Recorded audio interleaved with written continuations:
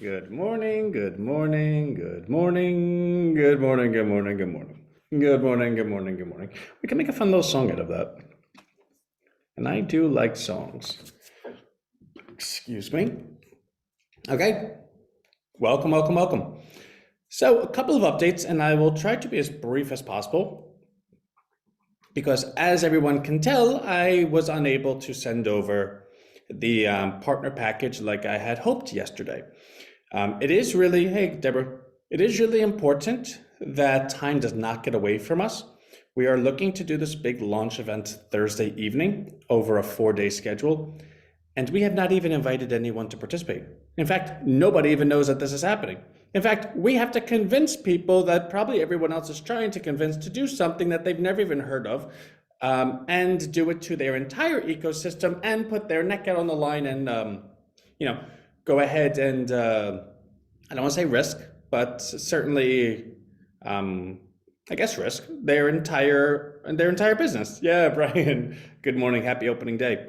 And to anyone that is cheering Brian's opening day, he's from Georgia, right? But he's a Braves fan. So when he says that, I'm from New York. So I'm like, okay, great. Opening day means the Yankees, but he's not saying that. So if we don't win, I hope you win, but I hope I win first. Anyways, Brian, I need to get that out. I need to get that out to everyone. Here's the challenge. Every time I do something, there's just more to be done. And I don't mean for that to sound facetious or like I'm going to show it to you, right? I think that's a sentence that, okay, Ant, you have so much to do, blah, blah, blah. And it's not that, right? Like we do have a list of things we want to get done. But my challenge is every time I'm doing something, I then get Rhino. And what I mean by that is, oh, I can do it better if I did this. Oh my God, that's going to take so much time. And you could ask anyone that's ever worked with us. The metric for performance is very simple. When you're doing something and you have a thought, I can do better if I did it this way, that's the correct answer. Because at any point, if you're doing anything and you realize that it could be done better, but it would take you 5 days longer, that is always the correct answer. Hey, Frida. Which is why, and it's funny because as I say that, I hope that kind of sinks in a little bit because especially the people on this call have been participants in such a long period of time that you can probably think back and say, oh my God, I remember that time that was 3 weeks behind or that was a month behind. And I want to go ahead and offer, well, there's many reasons for that. Like not everything works the first time, but embedded in that is the second somebody says, yeah, we could have it done this way, but if we did it this way, it would take a lot longer, but it would be much better. My answer, always, without a doubt, every single time is yes. Do that. So when I'm doing things and I look to have them done by a certain timeline, that's true. I expect to have it done by that point. But then when I get into it and I'm like, and I'm going to show it to you, right? Like, so for instance, when we're doing, and I still have to, I don't think I'm done with it. So the numbers I'm going to show you are not meant for you to, a tattoo, right? Like they're not in pen, they're in pencil still. So I'm not sure my formulas are correct. I'm not sure how I want it to be. But in the sheet in the new and improved doc for RHINOBUX and how to value it and how to predict the value, there's a lot. And the coolest part about it is when we started doing RHINOBUX, it was all assumptions.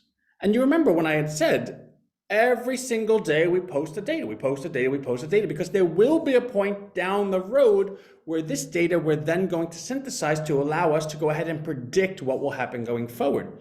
And it's not so much synthesize and predicting what will happen going forward in terms of, oh, this is where it's going to be a month from now, because that's kind of foolish, right? Like you could look at large trends, but if you're going to tell me you could predict the price of something a month from now, it's a little, and I can hear the people, Anthony, you predicted RHINOBUX to be what by June? Well, it's March 30th, so I have April and May, right? Like I've given myself some time in case things go wrong, and I haven't been correct once yet. So, there you go.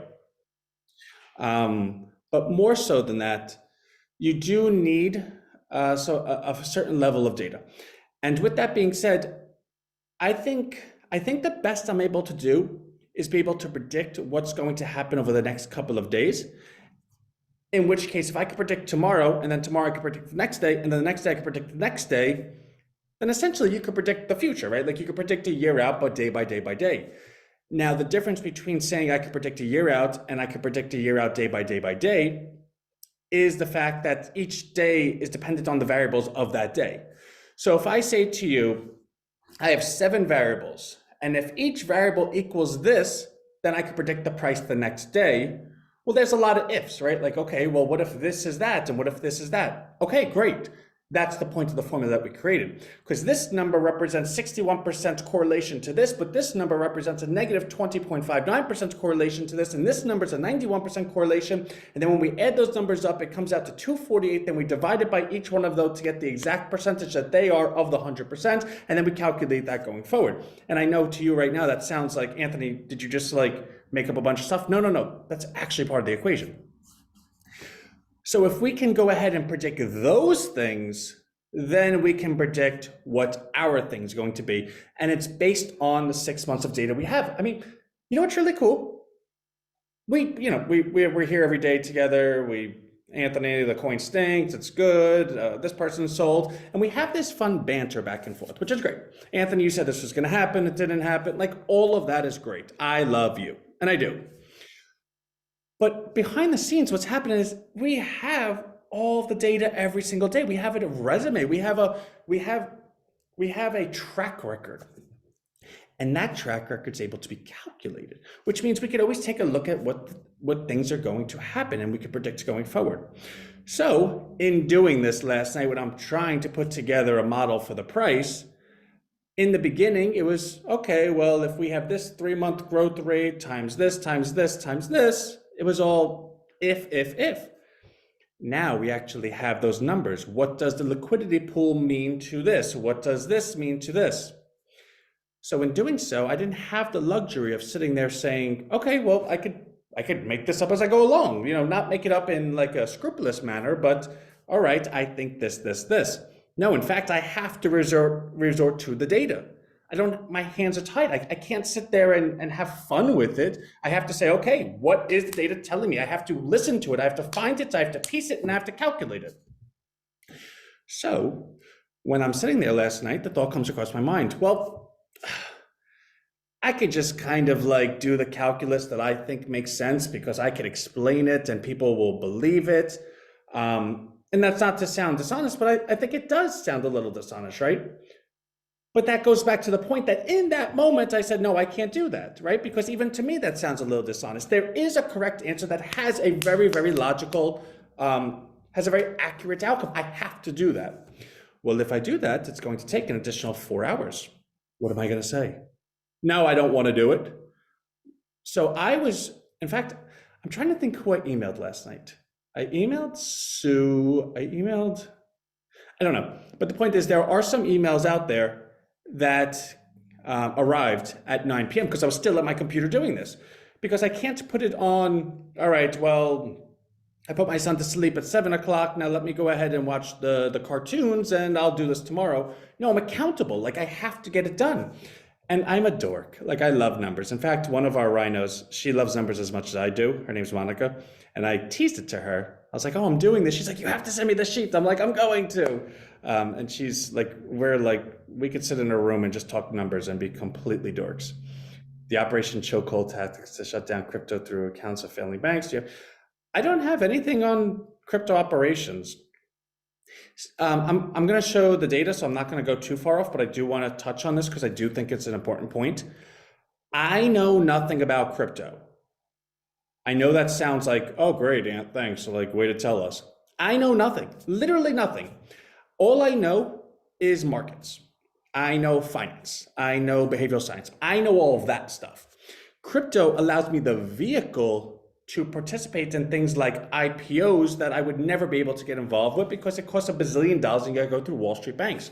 Crypto allows me to create a thing that has X amount of supply. I'm able to maneuver the mechanics. I'm able to manage it, and I'm able to build it. I'm able to distribute revenue to. Like, it allows me that.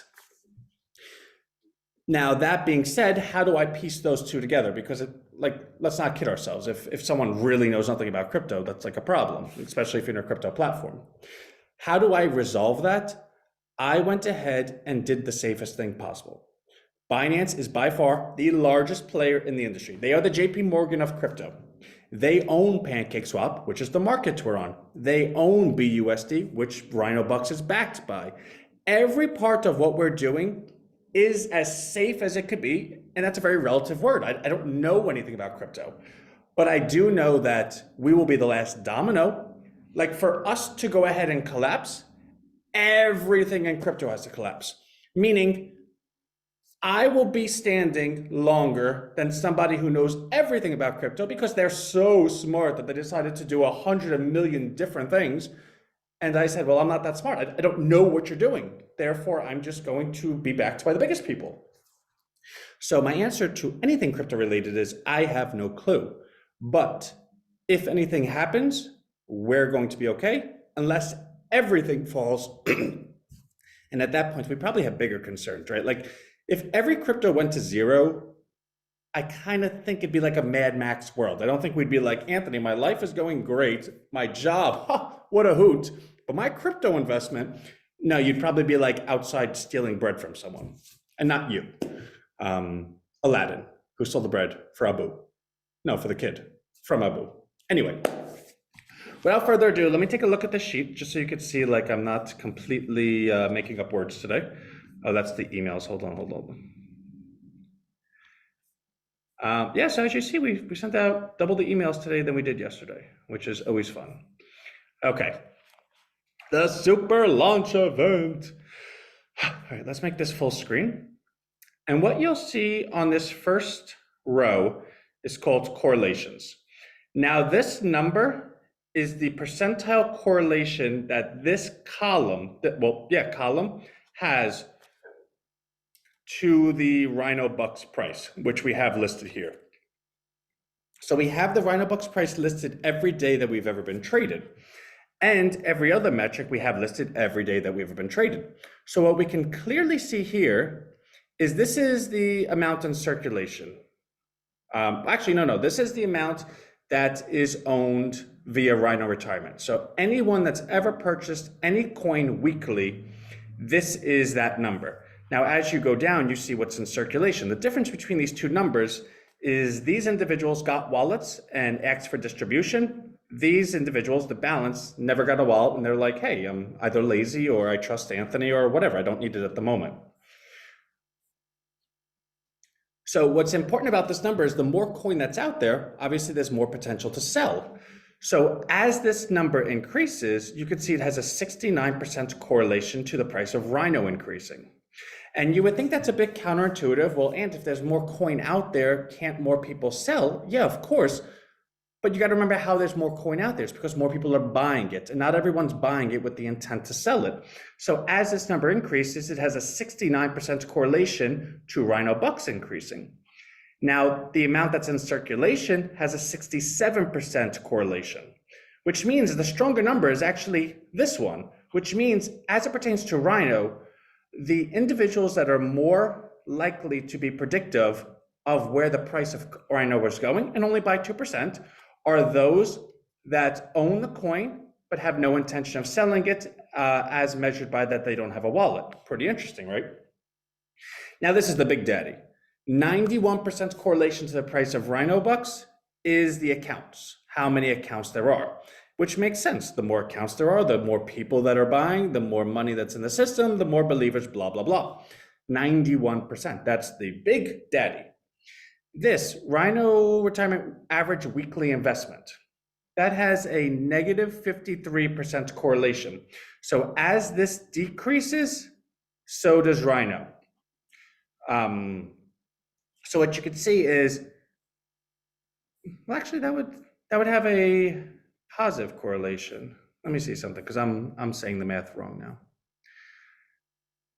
So this, I might have to check into that, because you would think it has a positive correlation. As this goes up, the price of the coin goes up, and as this goes down, the price of the coin goes down.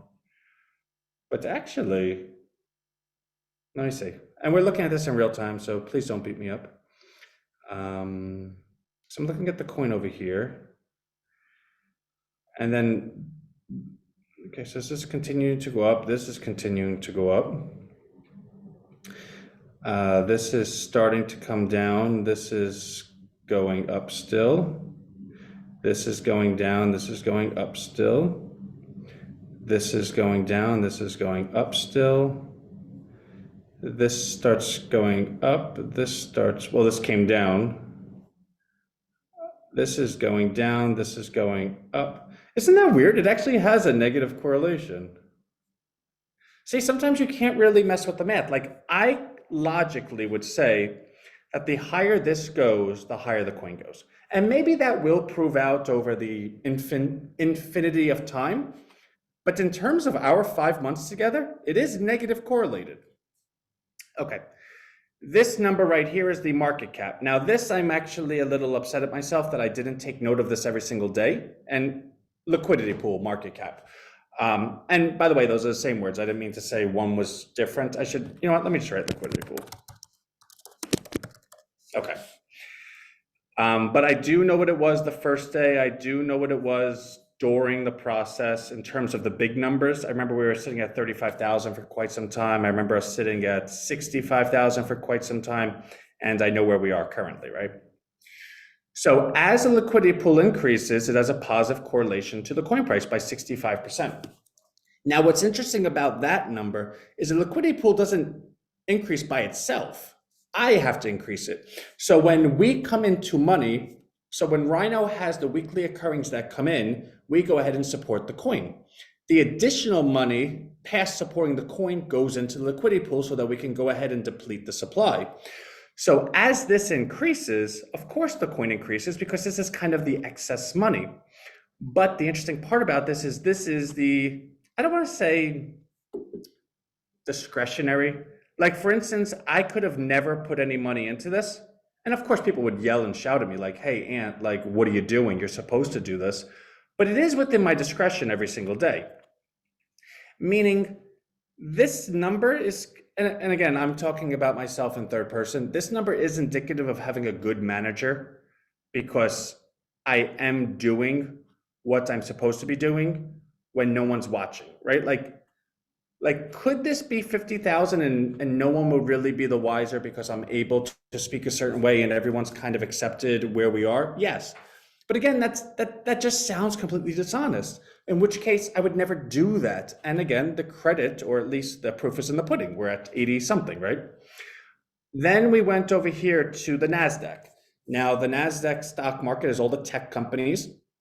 And what I've believed over the course of the last couple of months is, oh, you know, the economy is kind of scaring people. Therefore, people are taking money out of wherever they're taking it from. And the NASDAQ is most correlated to crypto because that's kind of like where people go for exciting returns on revolutionary type stuff. The NASDAQ has a 56% correlation. Bitcoin, as surprising as it may sound, only has a 20% correlation.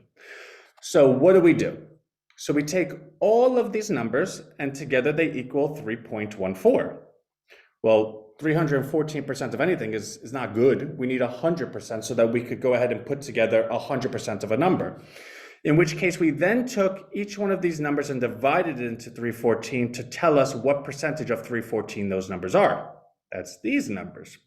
These numbers represent what each one of those percentiles, what their predictive power is going forward. Okay. But it only tells us the predictive power of those numbers in terms of how they affect the price, which means they don't give us an arbitrary number. They give us a percent increase or decrease against a current number. So what we had to do, and as you can see, correlated value via polynomial regression scale, which is what this is, we have to go down and we're over here. So this, and then you can see the formula in here, like that's how long it is, right?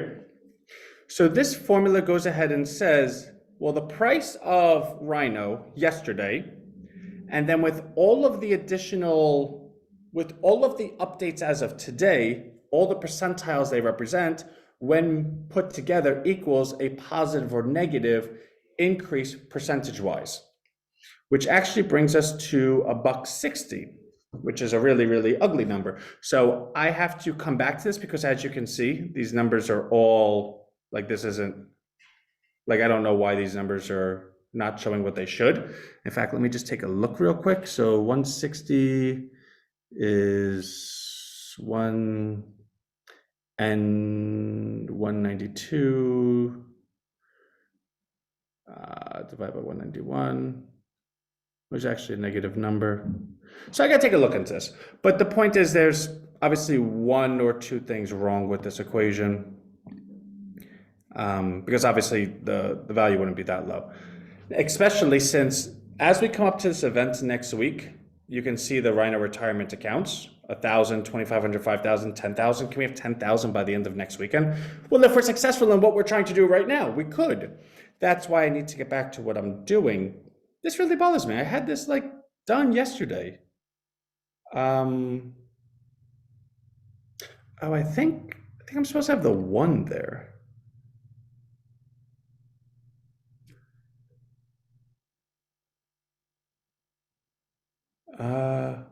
No, because, all right, so if you take 10 and divide it by 9 per se, let's say you take 5 and divide it by 4. That is 1.2, right? Yeah, it goes in 1.2 times. So the 1 would be there. I don't know, I gotta take a deeper look in this equation, but it was right yesterday. Maybe I just have to put I don't know. Okay, so let me get back to where we were. So obviously I have to spend a little more time with that. And then well, actually, let me just show you this. It's already 10:21. Okay. Where is it? Rhino partners. Okay. So we have the 822 Q&A for RHINOBUX uploaded. We want to go ahead and share this with our Rhino partners. You're unable to copy and paste it because we locked it, which is really, really super cool. But for those that are interested in, well, what is this bot actually going to be able to do? This is exactly what it could be able to do. So it allows someone confidence that if they go ahead and send traffic, they'll be in a good place. Then we have the email that we're sending to the influencer, which I'm happy to say is 428 words. We got it down, succinct, beautiful. I love it. Okay. And then we got the 4-day schedule that they will then send to their people, times and everything.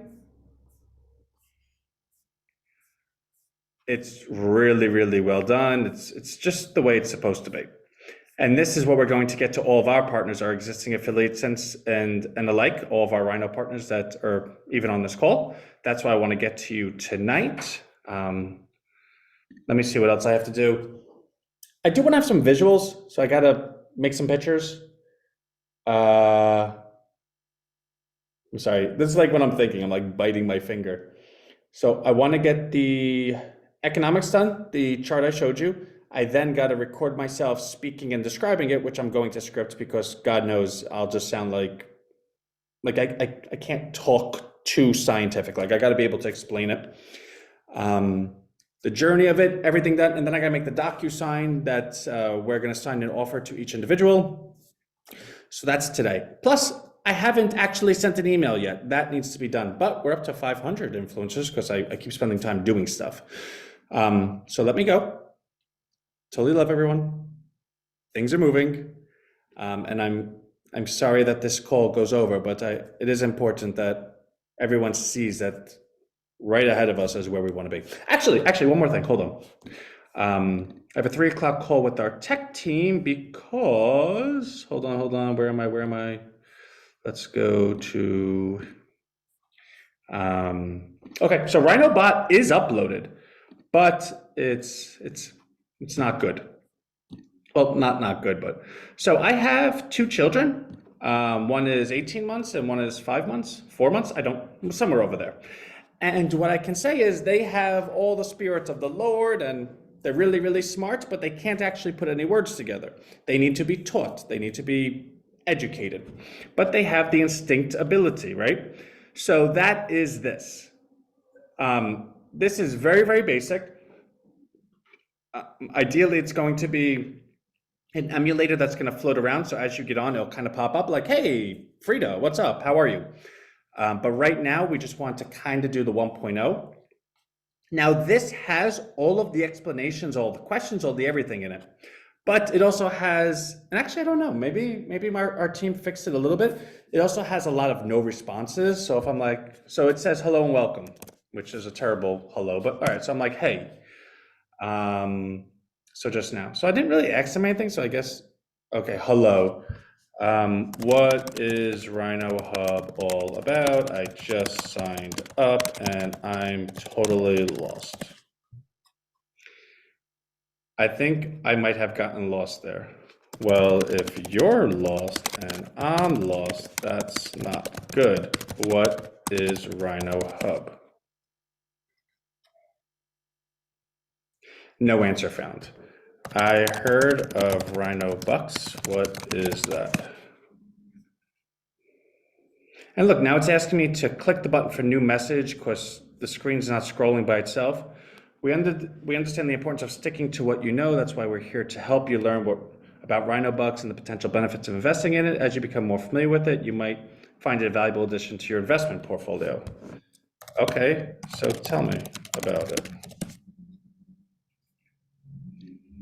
No answer found. I want to buy some. How do I? Right, like that's a problem. So the point being, like a child, everything's there, but now we have to train it. And that's happening. So my 3 o'clock call today is in guided conversations, cinematic, right? Synonym, not the stuff you put on ice cream, which is delicious, by the way, but synonyms. How if I write W-A-N-N-A, want to, it knows W-A-N-T space T-O, want to. And how it's going to be able to allow you to check out automatically. The point being, it's there, we're moving. So I just hope everyone is pleased. And that's that. So let me go. I hope to impress everyone. I hope to make everyone like $1 bazillion. Like it's not lost on me, and I hope it's not lost on anyone, that what we're doing has a failure or success outcome, but that outcome is extreme, right? If we're successful, the world is solved, right? Like you're taken care of for life. If it's unsuccessful, well, then it stinks, right? Like we spent all this time, but I don't think it would never die, right? Like, can anyone ever see a time where it's like, oh my God, we didn't get the outcome we wanted, and then Anthony just went into a hole somewhere and no one ever saw him again, right? Like that's never going to happen. But the success part is very, and that's what we're shooting for. And I actually believe more likely than not, we're going to get there. So just hang in there with me, everyone, and we're getting there. Oh my God, yeah.